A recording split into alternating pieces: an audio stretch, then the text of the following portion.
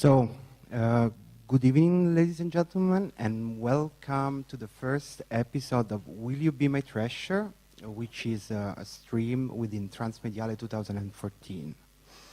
I want to start this panel with a little experience that I had this morning. That was an afterglow experience, because I woke up and I went on Facebook like every day, and then I received a notification of birthday wishes for a friend.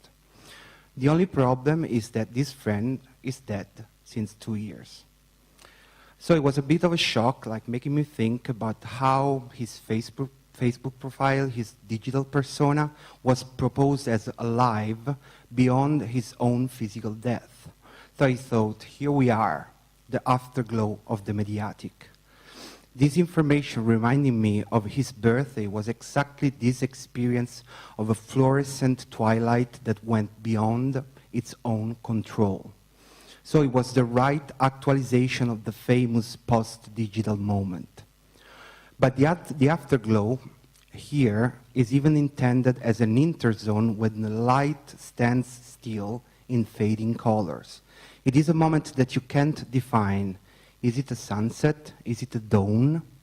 It is a suspended moment of disclosure, where the pleasure of eternal peace in the beauty of light and the irritations made by the zombification of digital personas can be used to disclose subjects, objects, and methods in the field of transmedial studies.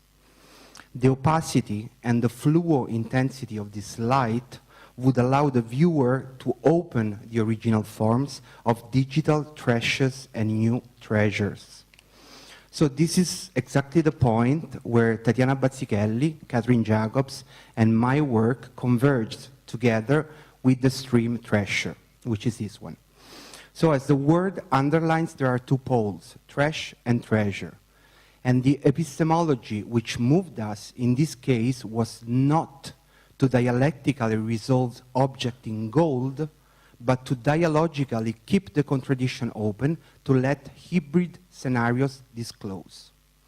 The focus of these scenarios is how body narratives move in the afterglow of the post-digital. To decompose the panel by giving an open form, we try to put three specific accents. The first is giving as much space as possible to a global southern perspective as a theoretical recalibration. The second was trying to politicize these narratives.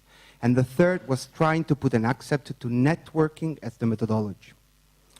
So we want to give a little anticipation of the Treasure program that starts tonight.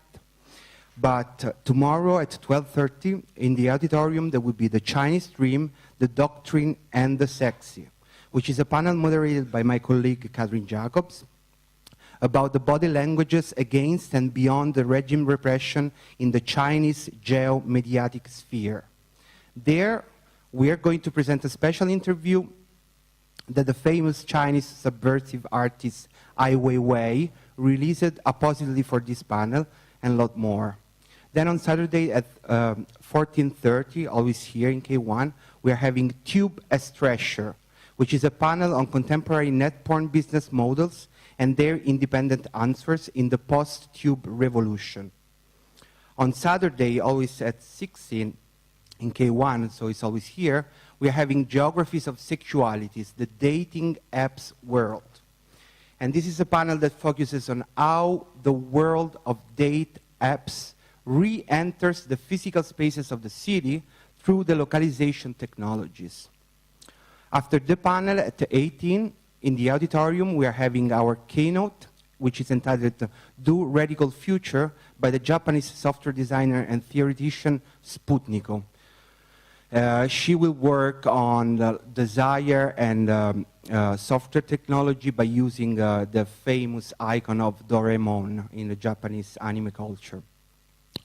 And now we are arriving to this panel, and this panel is called the R.O.G.I.T.A.L Undead, a Zombie Porn Genealogy. The concept of R.O.G.I.T.A.L, or rotten digital body narratives, at the background of this whole thing, starts with a basic definition of queer zombie porn.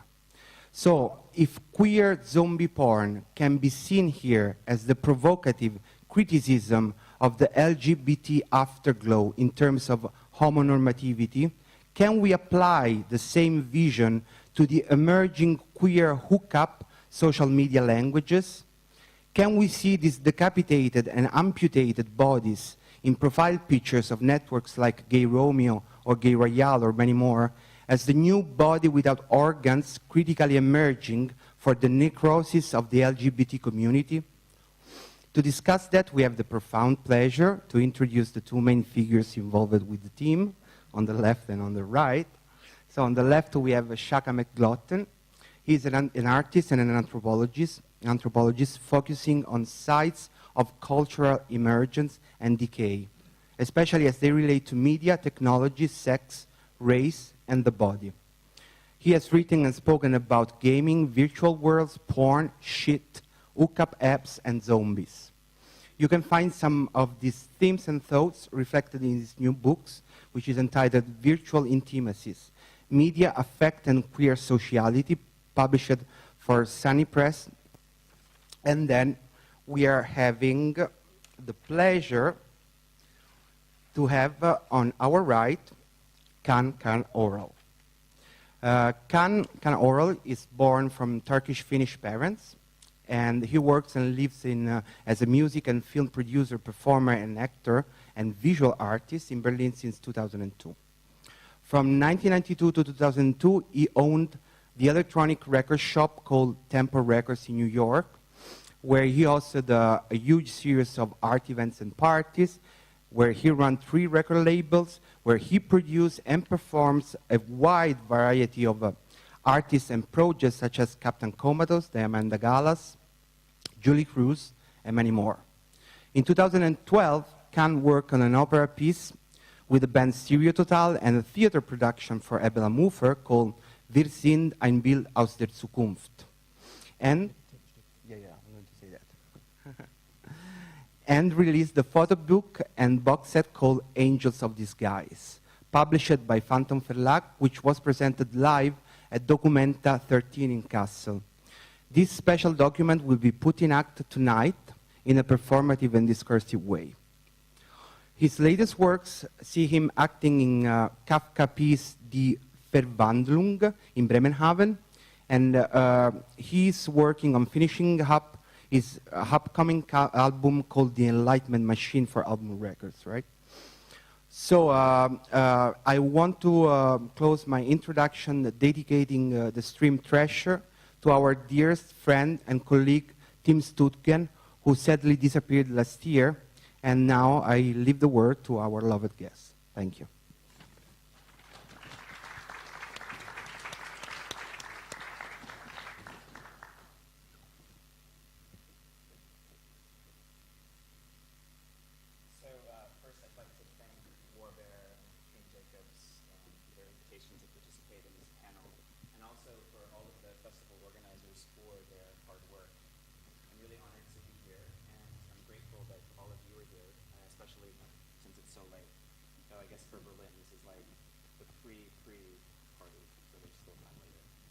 A word of warning, there are some sexually explicit images and bad language in this talk. If you're sensitive to those things, FYI. Then again, maybe that's why most of you are here.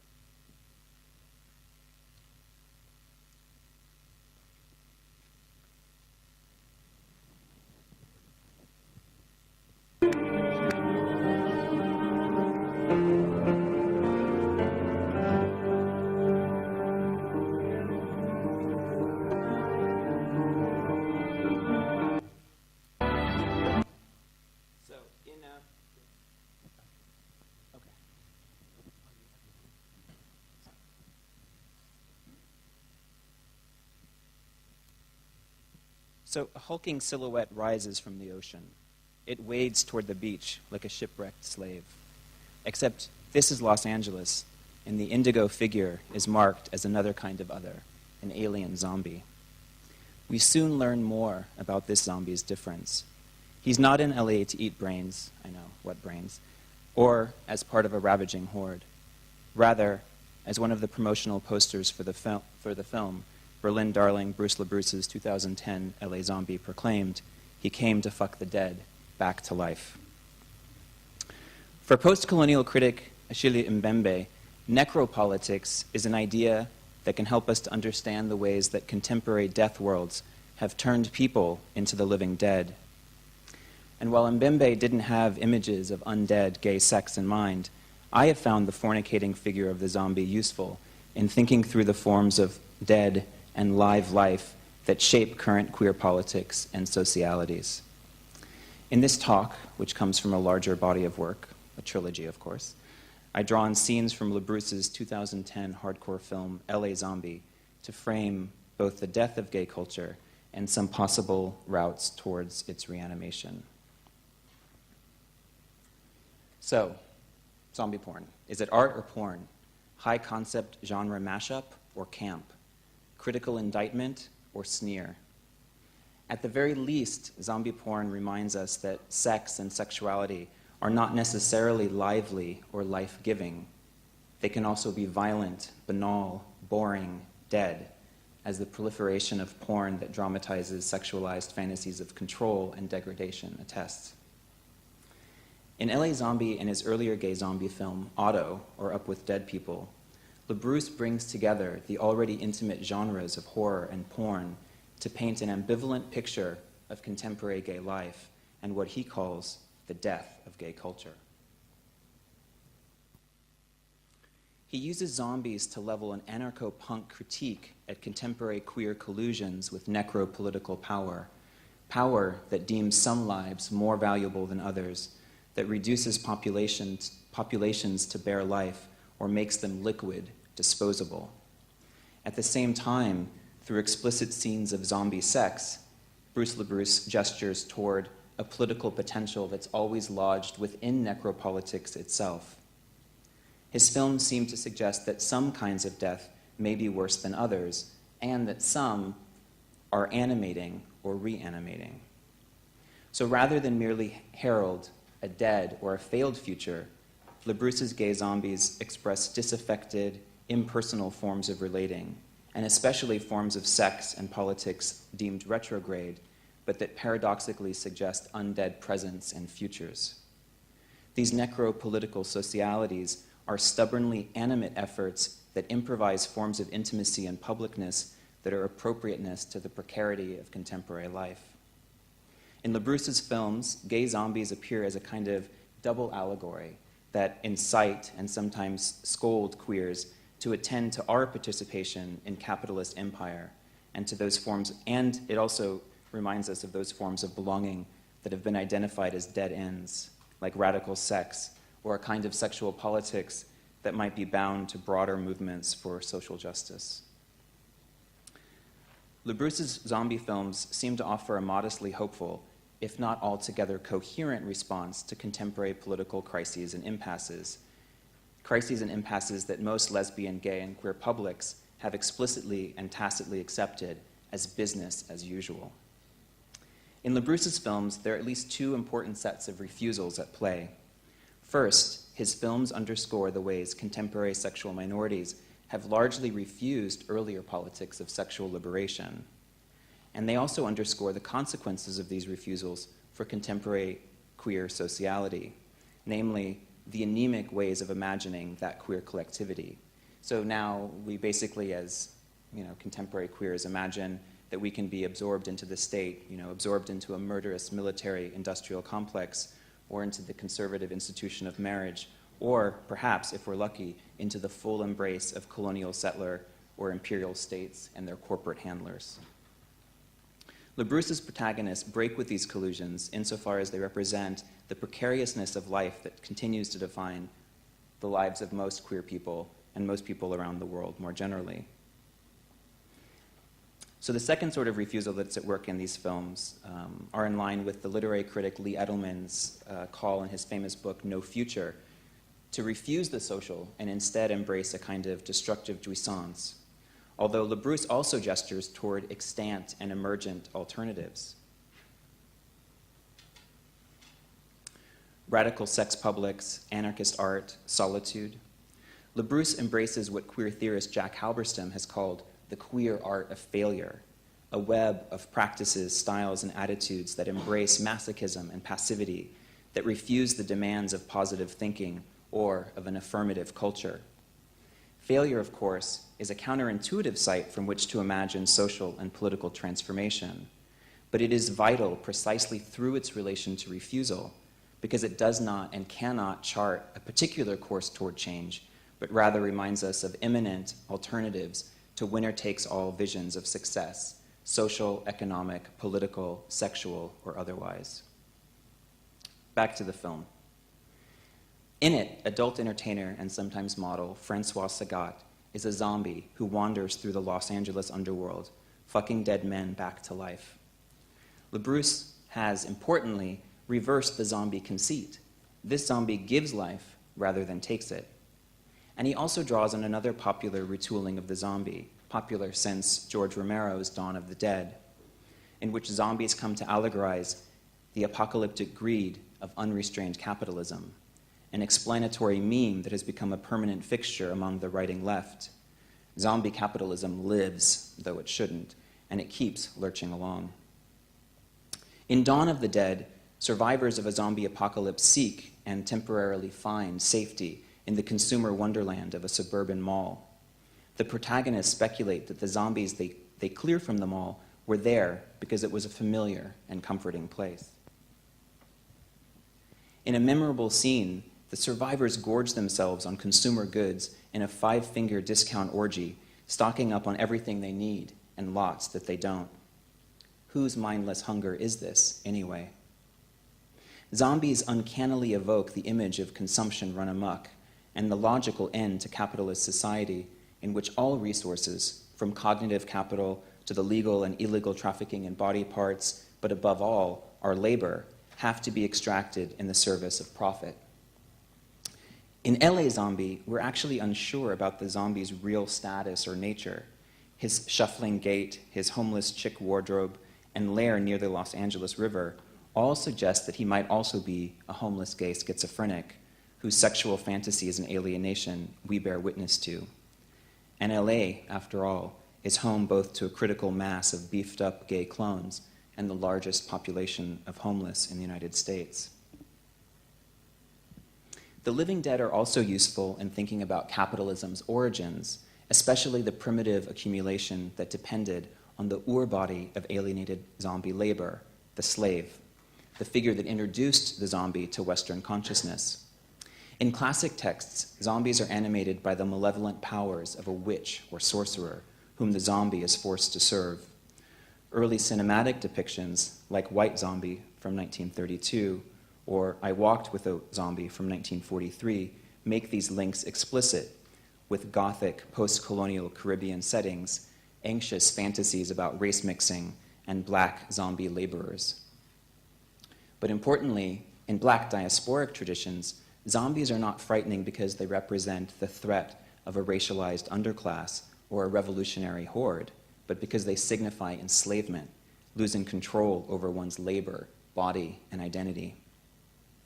The zombie's monstrous difference thus identifies the mindless indifference of an enslaving and rapacious capitalism and the equally and necessarily mindless labor that supports it.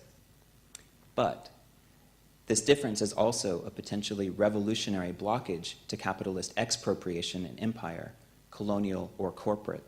Just think Haiti.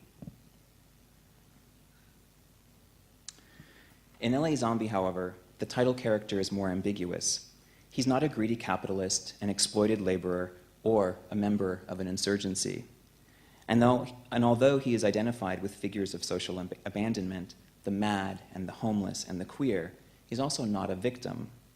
Rather, he appears as a kind of saintly administrator to an afflicted gay underworld. He's an undead, one-man resurrection machine. Despite his occasionally gruesome appearance, he's a lover, not a fighter, an unthanked hero trying to fuck a little life back into a gay culture on its last legs.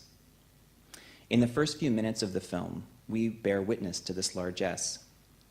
In the scene, I'll show in a second, the LA Zombie fucks the gaping chest wound of a car crash victim, bringing him back to life with his black, oil-like ejaculate. The shock of the scene, in my view at least, is mediated by a macabre humor and a moody score, elements that were lost on the Australian Film Classification Board, which banned the film from screening at the Melbourne International Film Festival in 2010.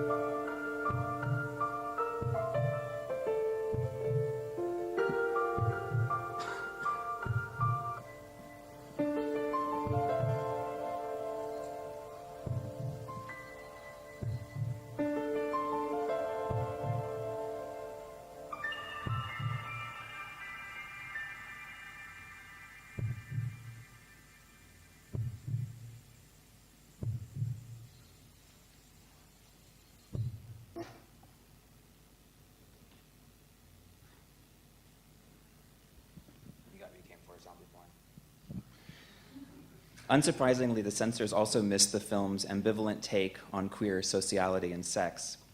One of the film's key paradoxes has to do with the ways the LA Zombie stands in for what is dead or dying about queer culture, and at the same time, its revolutionary, even magical creative potential. Sagat and his unspeaking, shambling, homeless zombie persona represents the unthinking sameness of the clone and the numbed consumer citizen. But as a homeless schizophrenic, he embodies an abject difference that is made illegible through the political amnesia or indifference that is endemic to assimilationist and aspirational queer publics, as to almost everyone else. But the LA Zombie also models, through the register of refusal, vitally queer modes of being, the impersonal intimacy associated with anonymous sex, and also the rejection of normative socialities and politics writ large. He miraculously fucks dead strangers back to life, but he's not joining the movement. The zombie emerges in these films not as an anonymous member of a threatening horde, but as a solitary figure made sick by a sick society and rejected by hetero and homo cultures alike. And it is precisely because of these rejections that he's able to conjure alternatives to normative intimacies and to help us to imagine or to recall collective forms of acting out. As a character in LaBruce's other gay zombie film, Otto says, paraphrasing Marcuse, a person who functions normally in a sick society is himself sick, while it is only the non-adjusted individual who can achieve a healthy acting out against the overly strict restraints and demands of the dominant culture. So even though, or perhaps because he is undead, the LA Zombie might offer a stumbling route towards psychic or political wellness. The film's second organizing paradox has to do with sex itself. On the one hand, it is figured as part of what makes gay culture dead. And here I'm thinking especially of critiques of gay sex and cruising as defined and deformed by market logics, as dehumanizing, or as profoundly repetitive. All of these things you can see demonstrated in the fetishization of hypermasculinity or in online cruising, where stats figure prominently in a hierarchical marketplace of desire. Or you can just think about what it's like when you go to a gay club now and you see everyone on their phone. Right? So on the one hand, sex is figured as one route toward a vital reanimation, political or otherwise. even if it only provides a death in life that leaves intact an underlying identity crisis or anomie. The final scene in LA Zombie illustrates this last point. A group of muscle queens in bondage gear, stars of gay adult entertainment, engage in predictable and boring, if very professional, sex. Two men arrive, clearly representing drug dealers. The deal goes bad, and the muscle clones are killed. The zombie, who has been watching this unfold from outside a window, enters the bloody room and masturbates onto their bodies, bringing them back to life. Covered in gore, the revived clones go back to having the sex they were having before. Death was only a minor interruption to their drug-fueled sex party. Their rutting has become a rut. For me, this zombie porn text suggests that one way to reawaken the promise of gay culture is through forms of sex, including perhaps necropolitical ones, that might help to counter the mass wearing out of populations under regimes of capitalist structural subordination and governmentality. Of course, this would require us to rethink and rework sex as something that is neither reducible to the market and its fantasies, nor beyond it. We would have to look to extant practices of intimacy and create new ones. We'd have to find ways to float infrastructures that can embrace a vast repertoire of practices and forms of belonging, from the impersonal intimacies of public sex and anonymous hookups, to the willfully transgressive fetishization of difference, to the comforts of the couple form. While most of the LA zombies, sex partners have died as the result of direct forms of violence, mostly at the hands of others, one stands out as a victim of social indifference. In this scene, the zombie stumbles onto a tableau in which homeless men gather in a zone of social abandonment. One of them tries to wake another man inside a cardboard refrigerator box, a man who's identifiable only by his feet sticking out of its edge. Unable to wake him, and then realizing he's dead, most of the men flee. The zombie, however, crawls into the box, and in a clever, magical, realist touch, the inside of the box is vast, transformed into a cardboard palace.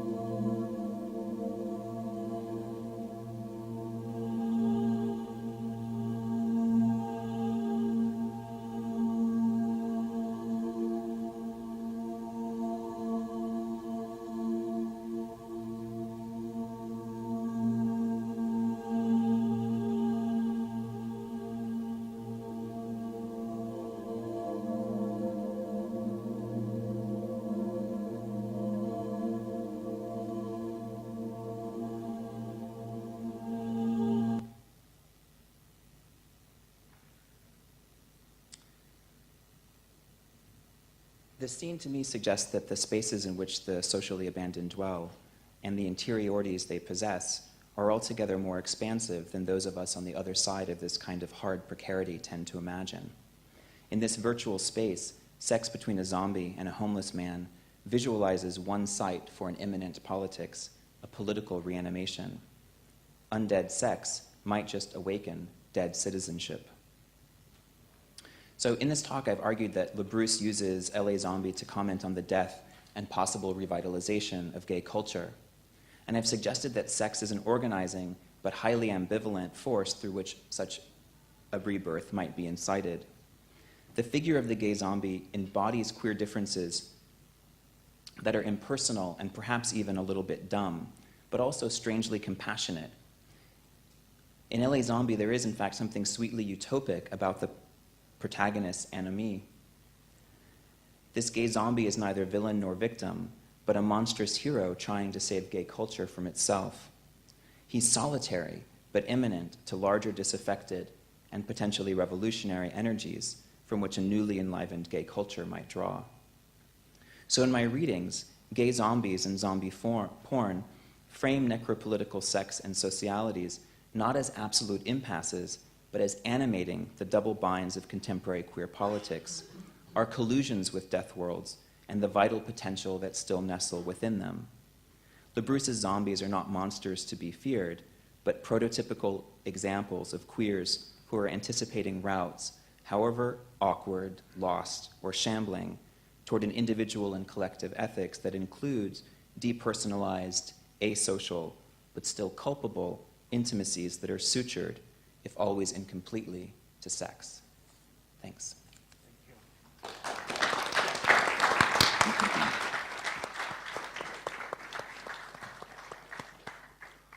And now we are going to pass the mic, as we can say, to our dearest Can. Yeah, you don't. I was thinking to do the Q&A after, and like give you the space for the second poll of the discussion. That means singing. Can we lower the lights a little bit, please? Oh, thank you. And to the video, please. The other, number one. Yeah?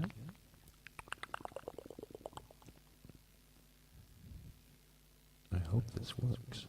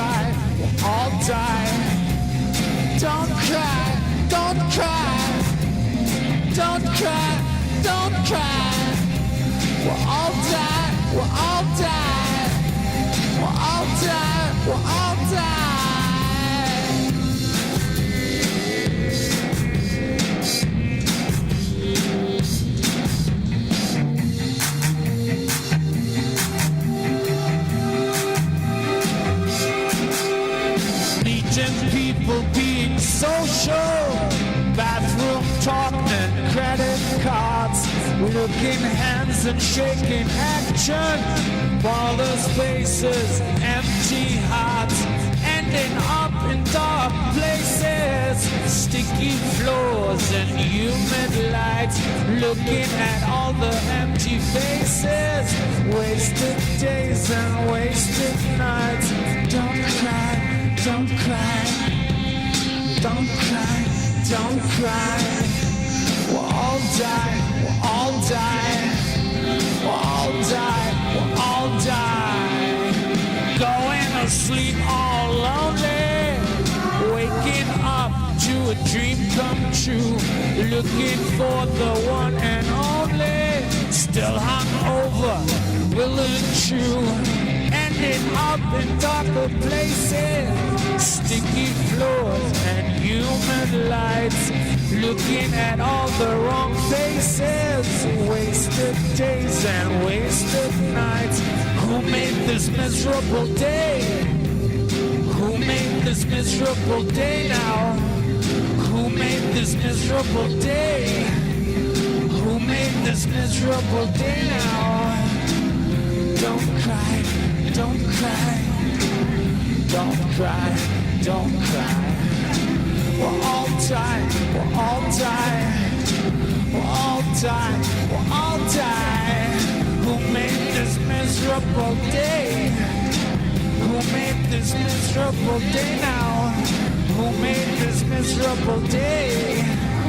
who made this miserable day now. Don't cry, don't cry. Oh, don't cry, don't cry. We'll all die, we'll all die.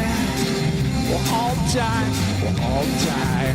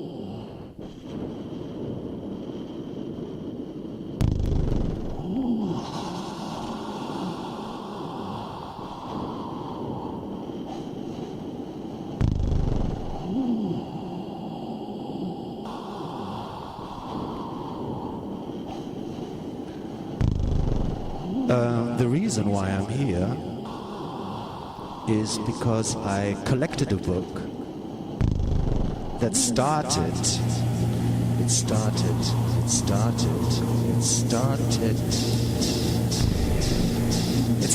with sound, because I was collecting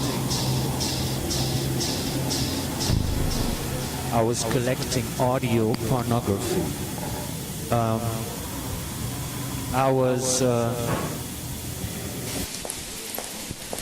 on the internet with that question, why is pornography mainly visual and very rarely audio? So I looked around and I found quite interesting material, and on my way to collect the audio, I realized that there is a certain technique of hiding your identity on the internet on cruising sites, such as Gay Romeo and Gay. Yes. So, this book that I collected, which you see here in a slideshow, coming out of these rooms, chat rooms, represent, in this sense, the cut-out technique of cutting out your face, cutting out certain parts of your body to emphasize on different parts of your body. So in that sense, hiding becomes showing. And I was quite impressed by the poetry of these pictures and just the formal, if you want, artistic layout. Excuse my not so fluent English with those terms. But I started collecting and sequencing these pictures with exactly that, with the technique. So this is the cutout. The next will be adding on, meaning painting on top of your profile. The third one is flash, very classic in those chat rooms, just flashing your face. So in a mirror. And the third one is the probably most classic technique called posing.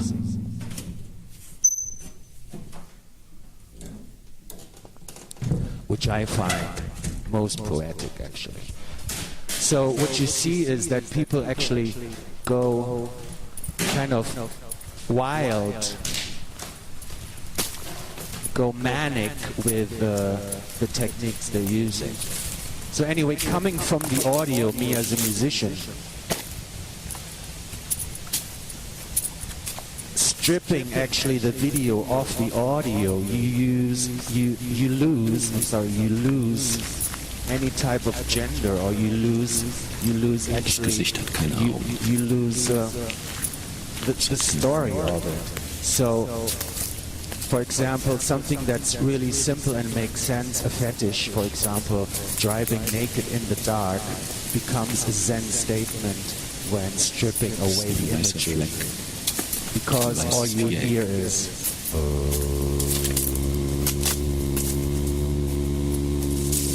for 3.5 minutes. Or male function equipment that Und doch kommst du mir bekannt vor. Male function equipment that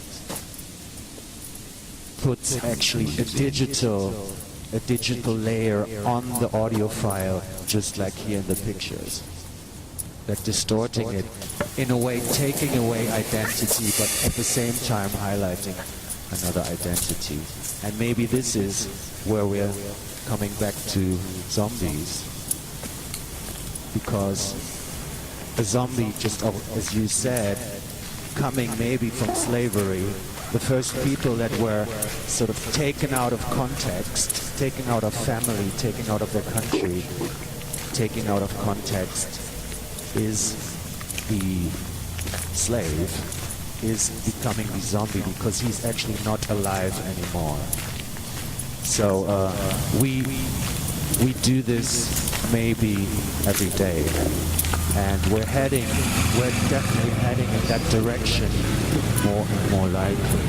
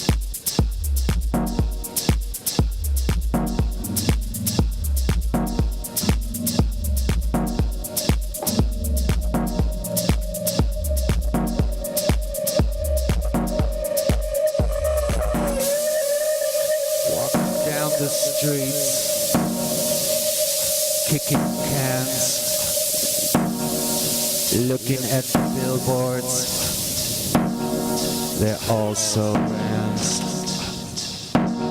Summing up the people, checking out the race, doing what I'm doing, feeling out of place, walking in the rain, walking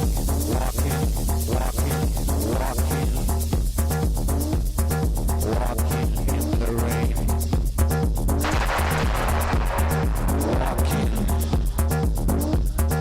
Walking in the rain.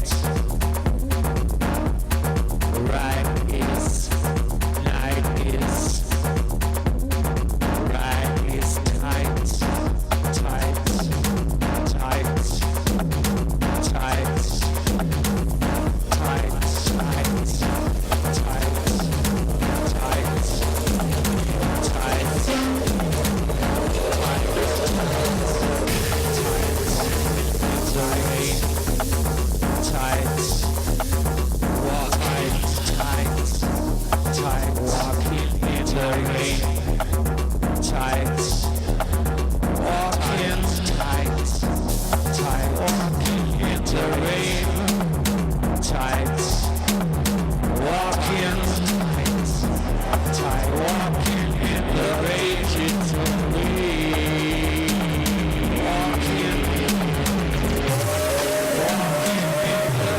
ROGITAL way.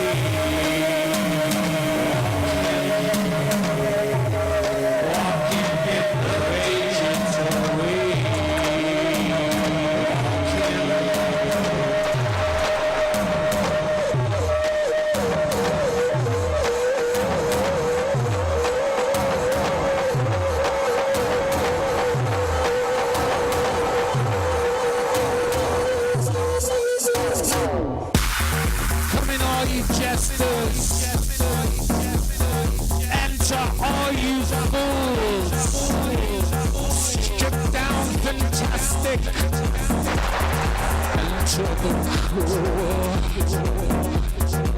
trip the light fantastic, dance the swivel hips, coming to conclusions, and button up your lips, walking in a digital way. I say walking in the rain. Say walking in the rain. Say walking in the rain.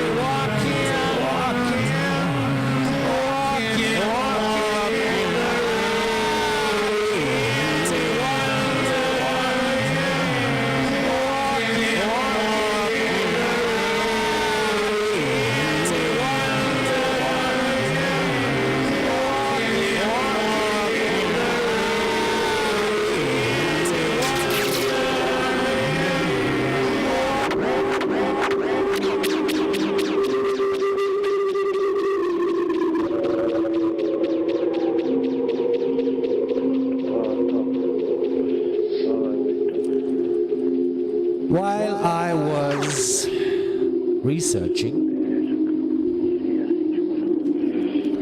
I was looking at my computer, looking for all these sounds and all these images. I was thinking, wow, this is a complete universe in front of me. A universe almost as big as the universe behind me. And I was impressed. I was almost high. Marshall McLuhan said, the media is the message, and that was my message for putting myself 100% in a way in the real world, and maybe not trusting so much all these different directions sort of that open up in front of me. Just like when you think, okay, I'm talking to you and I would like to, tell you what I really believe, what I really think, and then I decide, oh, maybe that is not enough, and I start maybe lying to you. That means I already opened a second direction right in front of me. I'm splitting myself up. So, if you want, with every lie, I'm diffusing myself, and at the same time I'm diffusing myself in so many different ways that I'm afraid to lose myself. And this gave me a great, how you say, a great feeling of trust into myself. Thank you very much.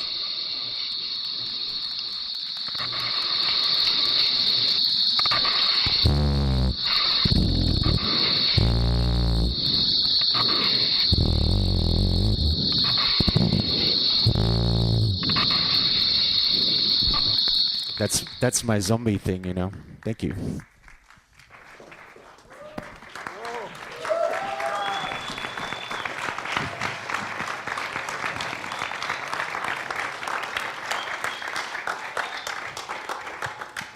So, wonderful, thank you. I would like to start this Q&A conversation with one question each. So the first one is for you. And one of the things I really loved in the film Otto, for example, was this open structure that was circular. It doesn't have a beginning, it doesn't have an end. It was fluctuating, you know, it was repeating itself, you know. And that was a nomadic interpretation of the character. But it was very painful. It was not like a Benjaminian idea of a flaneur that consumes. It was more of a tragedy of not finding his way out. So I think that there, Bruce LaBruce didn't catch the pleasure of invisibility, the invisibility as a strategy. So that was a criticism for me. That could be a strategy to, you know, develop possible tactics and politics in the changing of the homonormativization process. And the second thing is the pleasure of blood. Blood as infection, and infection as a process of political transformation. What do you think about these two themes? So first, this is really funny, because doesn't this look like a talk show? And if this were a talk show, would this be like the best episode of Oprah ever? So the first comment about Otto, I read Otto in a really hopeful way, in the sense that Otto is lost. He's like moving through this world. He's trying to search and find an identity, like LA Zombie is walking through this LA underworld trying to find connection. In Otto, he doesn't really find it. He ends up leaving it. Sorry, spoiler. He leaves, you know, Berlin at the end of the film and heads north like Frankenstein. But for me, in the wandering and in the inability to find community, there's actually something really hopeful, because he doesn't get stuck to any of these particular publics, art publics, political publics, whatever. He kind of charts his own way. And in that indifference, especially, his kind of zombie indifference, is actually something that some of us might learn something from. The second point about blood, I think, is interesting in the context of actual sex practices. You know, when you think about, you know, since the late 90s and early 2000s, the rise or the sort of the production of barebacking as a kind of sexual culture, and it's no longer even a subculture. It's actually maybe even as like a dominant culture now. You can think about the ways that this a virus, which is supposed to kill you, becomes an undead thing that generates all kinds of livelinesses. You know, desire to protect yourself from the virus is a form of liveliness, but so is the desire to become infected. So, and you see that now in the changing approaches, even here in Berlin, to harm reduction approaches that are telling people, you know, if you're HIV positive, you know, you can still go have sex with people. Just, you know, try and do it when the viral load is really low. So yeah, you could certainly have a whole kind of conversation just about gay zombie sex and its relationship to blood or to HIV. And about your beautiful book, that actually we're having copies here that can be sold. Yeah, I have copies here for sale. There's a copy for sale. If you It's want 50 it. cents extra if you want me to sign it. Only. So I basically have a couple of questions for you. There was this concept from a pornologist whose name is Sergio Messina, who was speaking about real core. Real core was something beyond the dialectic between soft core and hard core, and it was determined by the fact that the people was contextualized in their living spaces. So it's like it was the location making the deal. And it was the fact that you were penetrating the intimacy, the Privatensphäre, from these, people that would excite you, like a violation. How important was for you to accent the location in the research of the pictures? The location was not important for me. I mean, I picked the pictures by the technique, actually, and then I made a selection of my favorite pictures. But of course, looking at the techniques, you realize that each technique has sort of its specialty. Like, for example, the painting over really becomes like an artistic practice. Also, for example, the posers, they know how to take pictures. They have like really straight lines, very composed, the lights. The light is always perfect. So there's sort of different aspects to each technique. And when you look at the posers, for example, they have a very designed set. It's like really a theater set almost, But then, for example, in the flash category, which to me looks almost like the cheapest way to do it. It's just like, and on top of that, because of the reflection, you usually have the bathroom, or you have the big bedroom closet with the huge mirrors. So you see a lot of the room, and then you realize certain rooms are supposed to be or are considered sexy, and other rooms are considered not sexy. For example, your library is definitely not sexy. Do not show books in your profile picture.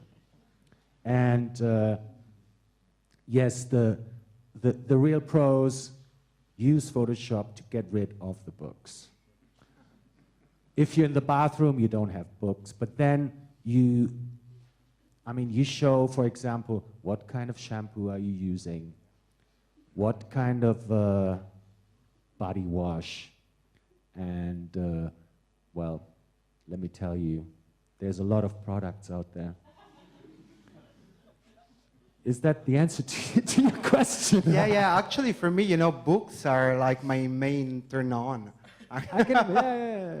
I actually see what they read and what they. And it's just a real misperception, of course, because it's the one with the biggest library in his apartment is hiding his books because he really cannot maybe relate to the standards online for profile pictures. He doesn't feel part of it or something, and is trying to fit in.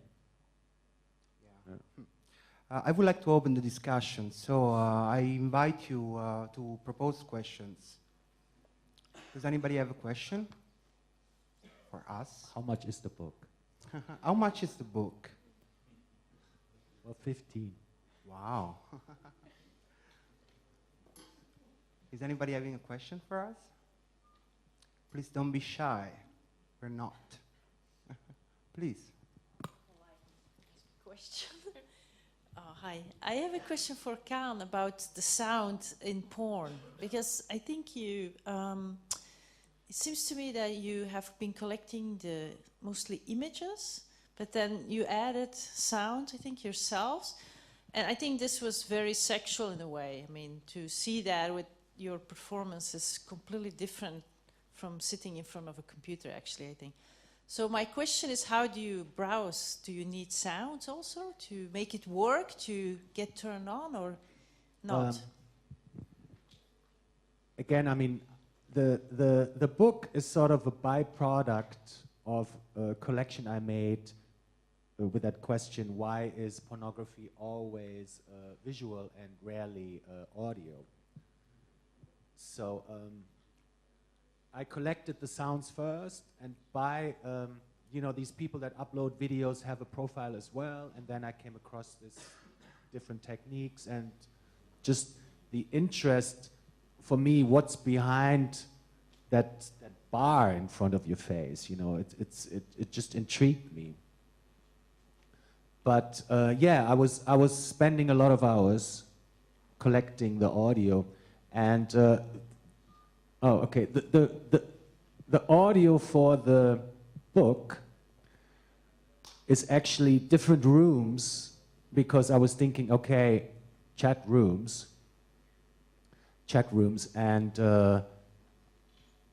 so I wanted to present different spaces, like airports, my studio room, my apartment, a marketplace in Turkey, a temple in Sri Lanka, and actually my body itself. I recorded my stomach, so this was like my inside room, if you want. So that's what I matched with the imagery.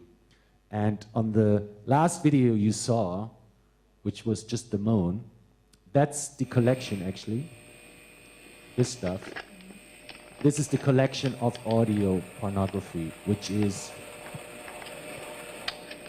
well, what is this? This is the interesting part, because you don't know what's actually, oh, this is a fuck machine. Yeah, somebody built this fuck machine, fucking him. Where did you find it? X-Tube. X-Tube. So yeah, so I take the image away, and then you end with a pretty abstract audio that, I don't know, that takes exactly that away. What everybody expects from pornography is to be straightforward, or to be, you know, to the point. I want to see dick, I want to see pussy, you get it, over, done with. So this, to me, opened, in a way, a complete new approach to pornography, although it's not maybe very practical for if you want to use pornography. But nevertheless, beautiful, I think. You know, for me as a audio artist or a musician and composer, there's files that are actually really, really, really impressive. Like, for example, it's very common, it's very popular to jerk off on airplanes, trains, cars as well, but you know, that's a bit more difficult. But these audio files, I can't skip to it now, because it's sort of a DJ mix that I made with all these files. But for example, the audio of somebody jerking off on an airplane is almost like a Merzbau audio file. It's very strong, it's very thick, it's very dense.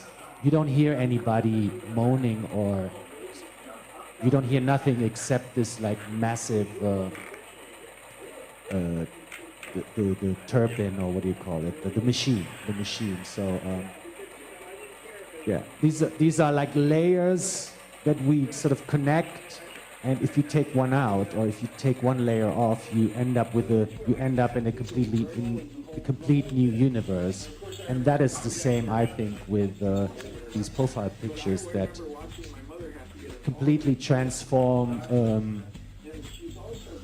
the idea of an identity as a picture by just adding the layer of not showing something. I mean, you see the room, which is an identity, I would say, or you see the body, or whatever is hidden. You know.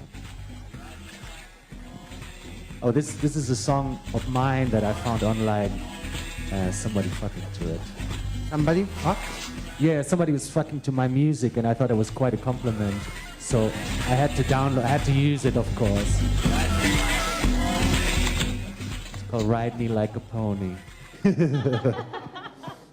Ride me like a god. Wonderful. Does anybody have a question?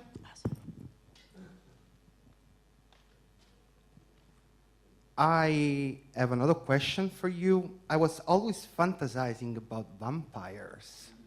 Why are not vampires involved, in a possible idea of queer porn? And I think that this relates what you were saying about the relationship between zombies and class. It's a very strong class difference because vampires are aristocratical, while zombies are slaves. They come from an idea of a class difference. There is a classism. Did you ever see gay porn with vampires? Yeah. So I mean, how many of you guys have read Anne Rice? Right. Of I mean, course. this is like the sort of prototype for fan fiction. So vampires were the preferred kind of monster. Like vampires and werewolves are the preferred sexual object choice among monsters, right? Like if you're going to have sex with a monster, you're going to have sex with a vampire or a werewolf. And you see this in all of the kind of mass, like hugely popular mass media texts like True Blood or Vampire Diaries or Twilight, that they're beings that can take you into some other world, like the vampires, and then the werewolves are just supposed to have really good sex, I guess, because they're like animals. Though in the movies they're usually like they don't have any hair, which when they're human, which is sort of weird.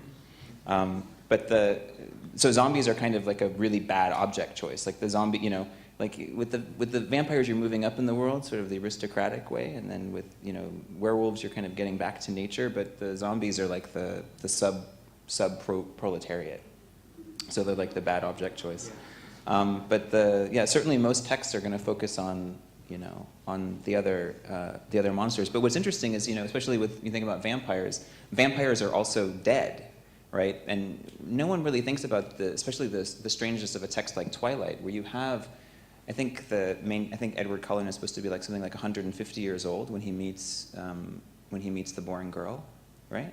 He's 150 years old, but pretending to be 17, and he's dead, right? And then this is the romance. So that romance is also, it's pedophilia and it's necrophilia combined, So it's like it's doubly bad actually. You could maybe just sex with the dead is simpler. Yeah, and I have another question for you too. Actually, I think that this whole idea of cutting off faces started with like an interiorization of homophobia, not wanting to be identified like being gay, in the representation of your digital persona online. But then I think what happened, at least in my researches in website, basically their website in the Southern Europe, is that people identified this absence of face as the excitation of somebody who is more masculine than somebody else, because he doesn't want to identify himself as gay, So there was like a huge conflict online in profile, like, do not contact me if you don't have a profile with face on it, But then in the same time, there was another behavior, like looking for people without face because they were more exciting, you were touching a taboo, a fear. You're speaking for yourself. Of right? course. So what happens is that I think that this research of people without a head produce an erotization, a language itself of not putting your face on because you would have been contacted much more. So in a way, there is this absence as language that is performed in dark rooms. Because in dark rooms, when you go there, it's about the expectation and the projection, not about who you really meet, because you don't see him. No? There's different techniques for dark rooms. I don't know. I usually still know who I'm dealing with. I don't. I check before I go. Okay. And then I think I can just feel it. For me, it's different because when I go inside the dark room, it's about touch. So it's about me defining who I have in front of me by touching him and projecting my desire on him. And I think that this is what is happening with the amputation of your head as this kind of erotic performance. So this is why a lot of people that didn't even really had problem in identifying themselves as gay started to publish pictures without the head to produce this seduction narrative. I think it's just not so different by cutting off your head or covering your face than covering the books, because we're not going into the chat room to talk about books. We're talking about body, and I think the face or the easily recognizable identity of a person just takes away of the erotic fantasy, or anything that is sort of taken out of the complete image, I would want to say, is emphasizing on the fantasy. So that's actually the same thing with the audio that I collected. By taking away the visual part, you, knowing where this comes from, you start fantasizing a completely different, it's amplifying the fantasy. That's what I want to say. Yeah.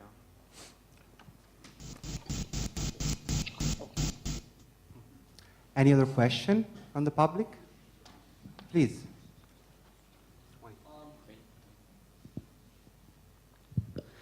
Actually, so the last days, a news that was like all over the media about this Californian teenager that was kicked out of the high school because he was found making porn, gay sex, and he was kicked out of the high school.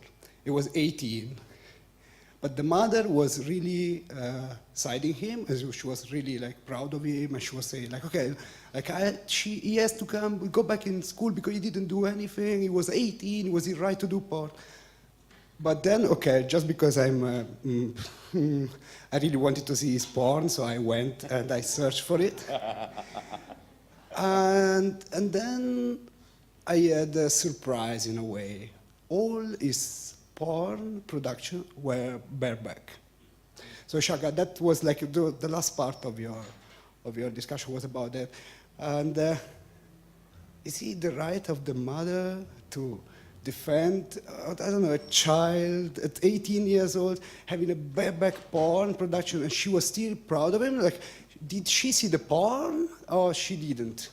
What's the real relation about, like even teen porn and barebacking still? That's really important, I think, in a way. Well, I'll respond to it on a few different levels. So there's one level that I could say just like all porn has zombie qualities, especially now in the digital era when, as soon as it enters into a digital kind of flow, it can be endlessly reproduced. So it can have a life of its own. So a lot of teenagers all around the country are finding, that their sex that they sent to their boyfriend or their girlfriend are now reproduced and found other places. I think in this specific case, like one important question that when I did research, I did some research on barebacking in the early 2000s.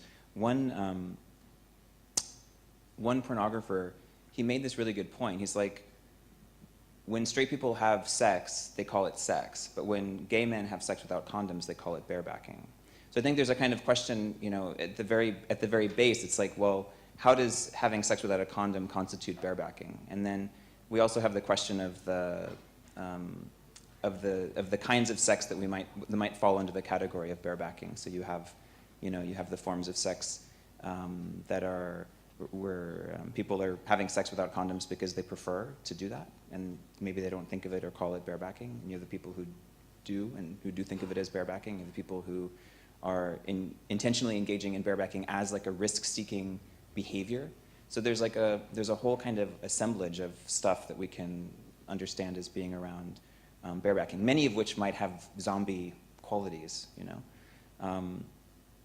With getting kicked out of school, again, I think this is something that Younger people, you know, especially I talk with my students about this, like they're all pornographers, all of them.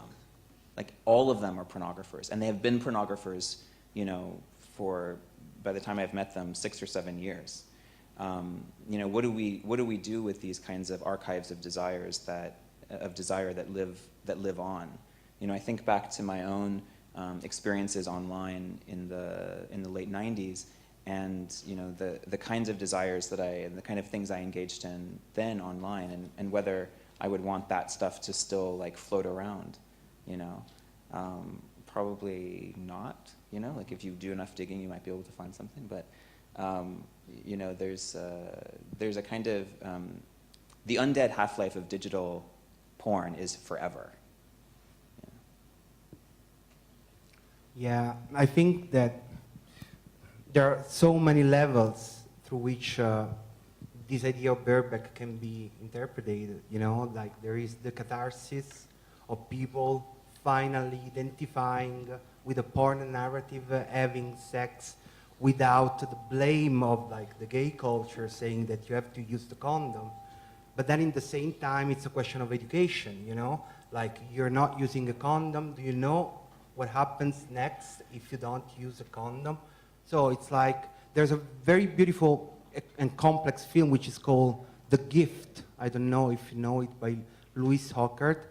The Gift, of course, is the virus, and she analyzes a whole community of gift givers and bug chasers that organizes this party to get infected. And the gift givers are having like this kind of tattoo, like biohazard or HIV positive, and bug chasers have other tattoos with HIV negatives, and then they put a line when they get infected. And for them, it's some kind of integration in a positive society that release them from the stress of the judgment. It's a very complex social psychology, you know. What I would say in relationship to your question is that it's cool to have a mother that supports your pornography. It would be cool if the mother informs the son what are the problems in relationship to a bareback action. So, saying that, I think that we resolved our time. I thank you very much for joining us in this first episode of Trashure. I invite you tomorrow at 2:30 in the auditorium with the Chinese stream. I invite you to buy the book of Khan because it's very, very beautiful, and I wish you good night. Bye.